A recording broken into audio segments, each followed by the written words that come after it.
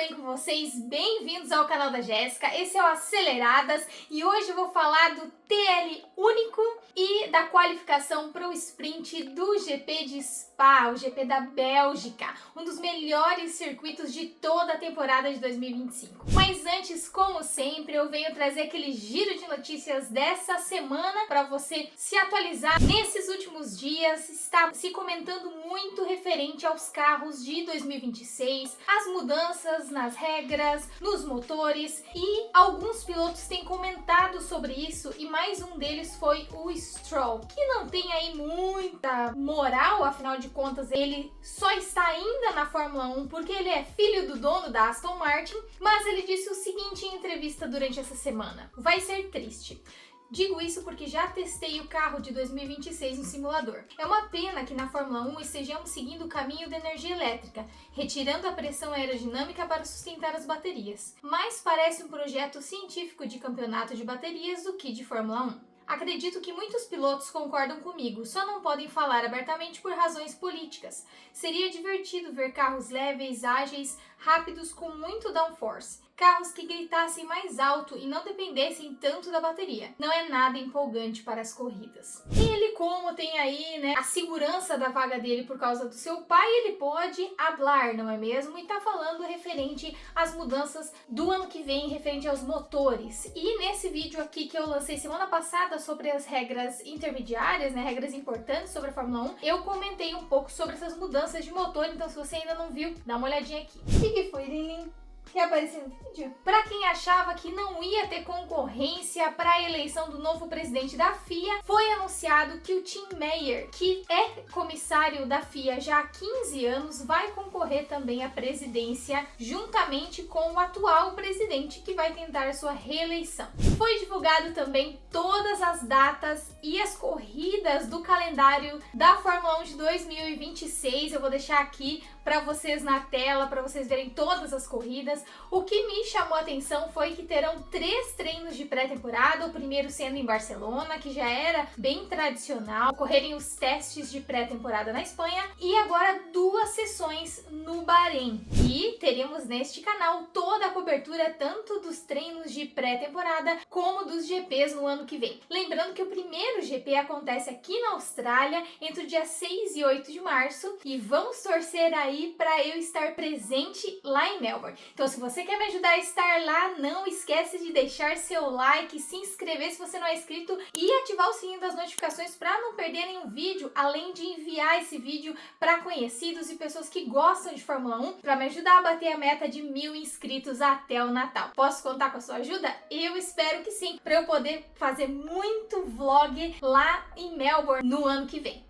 Na Bélgica também já tem uma nova tradição que acontece já há 6 anos pelo Pierre Gasly, que é de homenagear o seu amigo Antoine, que faleceu infelizmente em 2019 enquanto corria pela Fórmula 2. Ele que era muito jovem, mas uma grande promessa para a Fórmula 1 e chocou muito os pilotos naquela época. Se você não acompanhou a temporada de 2019, talvez seja legal você assistir o Drive to Survive de 2019, porque retrata um pouco desse acontecimento. E temos essa série disponível na Netflix, cobrindo as temporadas desde 2018 até o ano passado, e agora estão produzindo então desse ano para a estreia no ano que vem. Se você gosta aí de um drama, de uns bastidores e, enfim, Netflix, eu indico você assistir. Com todos os holofotes em cima do Max Verstappen para saber qual será o seu futuro de 2026, se na Mercedes, se na Red Bull, Gabriel Bortoleto foi questionado sobre o Max Verstappen. Afinal de contas, ele é muito próximo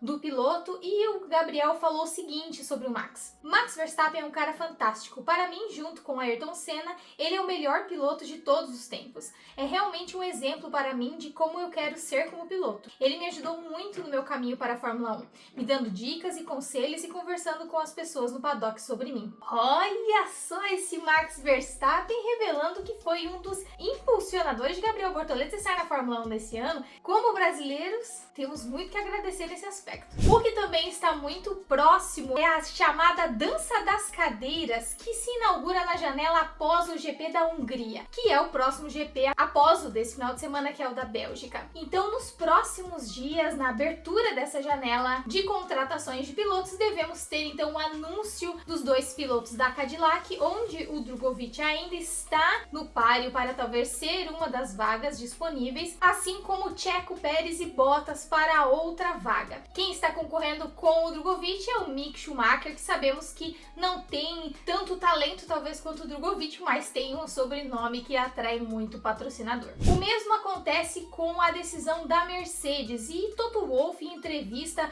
sobre isso, comentando se Max Verstappen vem para Mercedes, George Russell, Kimi Antonelli, como ficaria, Toto Wolff deu a entrevista dizendo o seguinte: a direção que queremos seguir é continuar com George Russell e Kimi Antonelli. Essa é a principal prioridade. Mas é claro que não podemos simplesmente ignorar Max Verstappen e os planos que ele tem para o futuro. E nós também levamos isso em consideração. Mas acredito que não haverá grandes surpresas. Abrindo o parênteses de que se o Max Verstappen estiver entre os 3 primeiros colocados no campeonato de 2025, ele não pode acionar a cláusula do contrato dele que o liberaria antes de 2028 para deixar a Red Bull. O que então deixa indícios de que talvez ele não troque de equipe já no ano que vem, mas somente em 2027. De qualquer forma, como é uma grande mudança tanto para o Max quanto para a Mercedes, essas negociações podem estar acontecendo desde agora para serem efetuadas somente em 2027. E aí, o que você acha?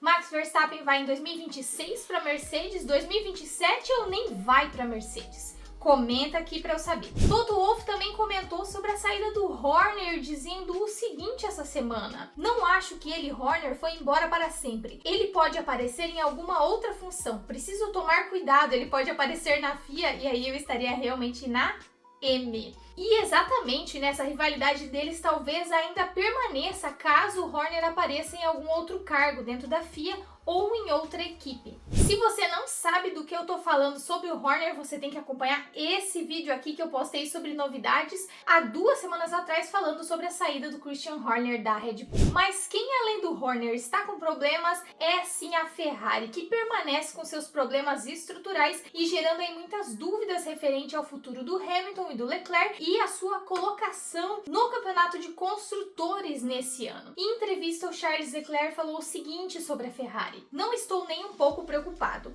Isso é um assunto discutido apenas fora da equipe. Internamente, temos todas as ferramentas para adaptar um carro ao meu gosto ou ao gosto do Lewis. Então, não acho que esse seja o problema. Só quero o carro o mais rápido possível no ano que vem. É exatamente isso que Lewis quer. Então, ele já cortou conversa pro ano que vem, falando de ter um carro muito rápido no ano que vem. Tá, mas e esse ano, Leclerc? O que você vai fazer? Porque a Ferrari vai de mal a pior. Mas calmaria, porque veio com modificações o carro para esse GP da Bélgica e eu já vou te atualizar sobre isso. Hamilton também foi questionado sobre ele estar na Ferrari, como ele tem se sentido nesse tempo na Ferrari, e ele disse o seguinte: a equipe teve pilotos incríveis nos últimos 20 anos. Teve Kimi Raikkonen, Fernando Alonso e Sebastian Vettel, todos campeões mundiais, mas eles não venceram um campeonato pela Ferrari e me recuso a ser um destes casos. Por isso tenho ido além. Estive na fábrica por 2 semanas, fiz muitas reuniões com as lideranças da equipe. A razão disso é que vejo um enorme potencial dentro desta equipe, pois a paixão aqui não tem comparação. É uma organização enorme, com muitas partes em movimento, mas nem todas estão funcionando como deveriam. É por isso que a equipe não teve o sucesso que, na minha opinião, merece. Lembrando que o sucesso que a Ferrari teve foi porque eles abriram espaço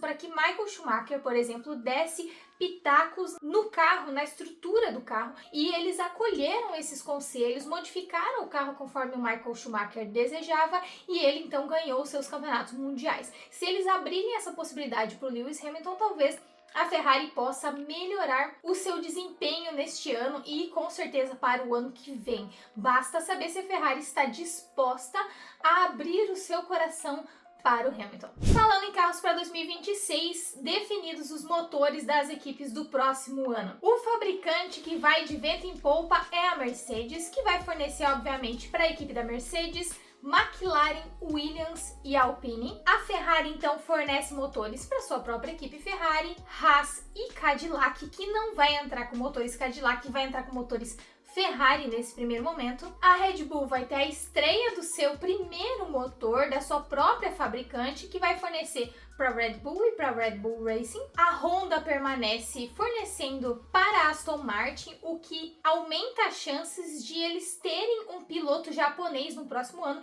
Então, caso a cabeça do Tsunoda role, seria uma opção para a Aston Martin contratar o Tsunoda para o lugar do Fernando Alonso, caso então ele se aposente. Talvez aquelas especulações da Aston Martin estar em busca do Max Verstappen sejam, na verdade, que eles estão sondando vários candidatos, e o Tsunoda, por ser japonês e eles terem um motor Honda, talvez facilite as negociações. E a Audi, que será a equipe do nosso querido Bortoleto, se transformando então de Kik Sauber para a Audi, terá os seus motores próprios. Estreia dos motores Audi na Fórmula 1. Uma coisa que me deixou um pouquinho mais animada para a temporada de 2026 foi que a Globo está negociando com Felipe Giafone para recontratá-lo para os comentários da Sport TV e da TV aberta para a temporada 2026 da Fórmula 1 na Globo. O que você acha? Isso vai ajudar um pouco? Falando de treino livre único, sim, teve apenas um treino livre, afinal de contas tivemos classificação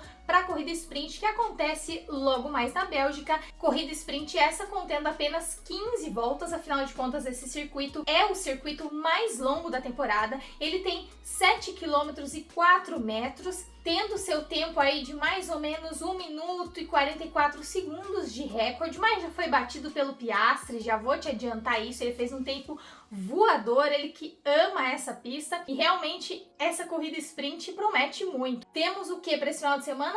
Previsão de chuva, sim. Domingo mesmo, na corrida principal, está previsto chover o dia inteiro. E esse é um circuito muito rápido. Gabriel Bortoleto, em entrevista, por exemplo, disse que ele pegou nas retas mais ou menos 350 km por hora e fez algumas curvas a 270 km por hora. Então é uma pista realmente muito rápida. Ela tem 2 pontos de DRS, 2 grandes retas. Uma das retas onde você fica durante 25 segundos com o pé afundado no acelerador, e a outra reta 20 segundos com o pé afundado no acelerador. É realmente muito legal de assistir, talvez seja um dos melhores circuitos da temporada inteira. Algumas modificações, então, nos carros, a McLaren ainda testando um novo assoalho, tentando melhorar o seu carro ainda mais, para não dar chance nenhuma de conseguirem alcançar eles que já estão muito distantes dos outros carros nesse campeonato deste ano, continuam atualizando seu carro para ficar ainda mais rápido. A Ferrari tentou, veio com uma suspensão traseira diferente, mas acabou parecendo que piorou as coisas. No treino livre 1, somente um susto para o Carlos Sainz, que teve um problema elétrico, mas depois deles revisarem o carro, ele voltou para a pista e conseguiu realizar o treino tranquilamente, até porque como era um treino só, 1 hora, não 3 como eles normalmente têm, esse teste tinha que definir muitas coisas para a estratégia do final de semana. Por isso era tão importante que eles não perdessem tempo nos boxes, mas mesmo assim o Carlos Sainz conseguiu ir para a pista e fazer um bom trabalho para Williams. Treino livre 1, sem grandes novidades, terminou com Piastri em primeiro, Max Verstappen em segundo e Norris em terceiro. Norris que disse que não gosta muito dessa pista, não se dá muito bem em Spa. Spa, que é a casa do Max Verstappen, que com pai holandês e mãe da Bélgica, ele nasceu na Bélgica, mesmo que tenha também a cidadania holandesa e a sua carteira de motorista na Holanda, ele está correndo em casa. A Aston Martin também veio com o bico novo e a asa traseira modificados, mas fora essas pequenas atualizações, os outros carros permanecem o mesmo. Lembrando que o Bortoleto, após danificar o seu assoalho no GP passado, já foi consertado e ele volta então para o GP da Bélgica com o mesmo assoalho que levou o Hülkenberg ao 3º lugar no GP passado. Se você não assistiu o GP de Silverstone, foi muito emocionante. Vem aqui dar uma olhada no meu vídeo para você ficar por dentro de tudo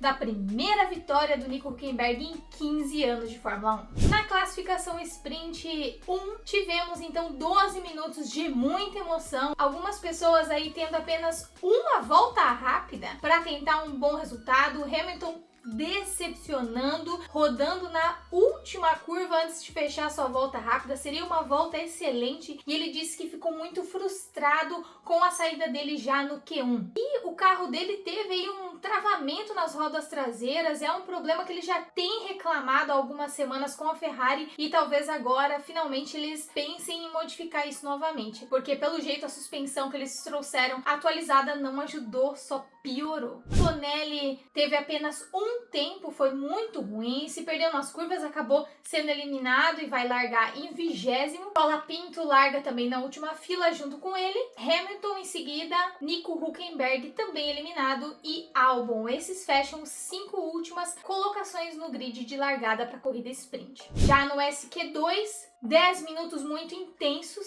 com o cronômetro zerado, tínhamos apenas 7 tempos contabilizados, os outros pilotos todos estavam completando as suas voltas já com o cronômetro zerado. Bortoleto disse em entrevista que ele fez a melhor volta talvez da temporada toda dele, ele fez um tempo muito bom, passou em P5 pro Q3, levando o brasileiro à loucura. Piastri fez um tempo maravilhoso, o primeiro e segundo setores em roxo, mas ele perdeu o tempo de volta dele porque teve um track limits ali, que ele saiu com as 4 rodas fora da pista, então ele acabou perdendo o tempo dele, teve que abrir uma nova volta rápida, ainda bem que deu tempo e ele conseguiu passar pro Q3. Eliminados aí no Q2, então, largando em 15ª posição, Stroll, seguido de Alonso, Aston Martin aí um seguido do outro, então Russell, Tsunoda e Lawson. O SQ3 já tem pneus macios obrigatórios para todos durante 8 minutos, todos eles tiveram apenas uma chance de fazer uma volta rápida por escolha. Bortoleto, por exemplo, infelizmente comentou que perdeu ali algumas curvas e por isso não conseguiu fazer um tempo bom, acabou então largando de uma tímida 10ª posição, porém,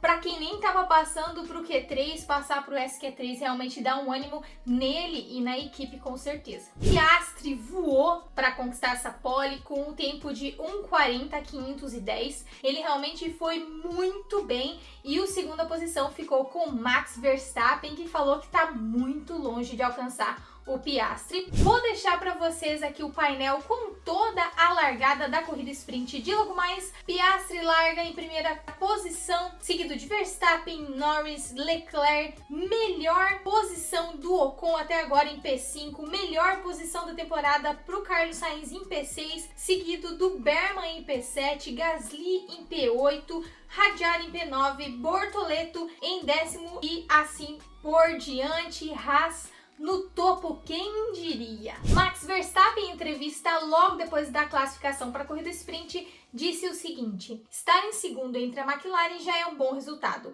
Maximizamos tudo e a volta foi boa, deu tudo certo. Claro que a diferença para a Piastri é muito grande, mas já estava grande no TL1, então não foi uma grande surpresa. Bortoleto também deu entrevista logo depois dizendo o seguinte: não é o Q3, é o SQ3, mas a sensação de chegar lá é sempre boa. Senti que a classificação foi bem sólida até o SQ3. No SQ3 não acertei tudo, mas ainda assim consegui chegar lá. Colocar o carro entre os 10 primeiros de novo numa classificação é muito positivo. Estou satisfeito com o resultado. Parece que o carro está forte, agora a gente precisa ver o ritmo de corrida e tudo mais. Acho que podemos brigar pelas posições em que estávamos na classificação, mais ou menos ali no top 10. Então ele está com o pé no chão, não está prometendo pódio, mas é óbvio que nós queremos ele cada vez mais na frente e na corrida de domingo tudo pode acontecer. Então fica ligado aqui no canal, se você não deixou seu like, não esquece, se inscreve se você não é inscrito e fica ligado em tudo porque eu volto com vídeos sobre a corrida sprint e a classificação para a corrida principal. Bom final de semana de GP da Bélgica para nós, afinal de contas é final de semana de Spa, bebê. Um beijo e eu te vejo no próximo vídeo. Tchau!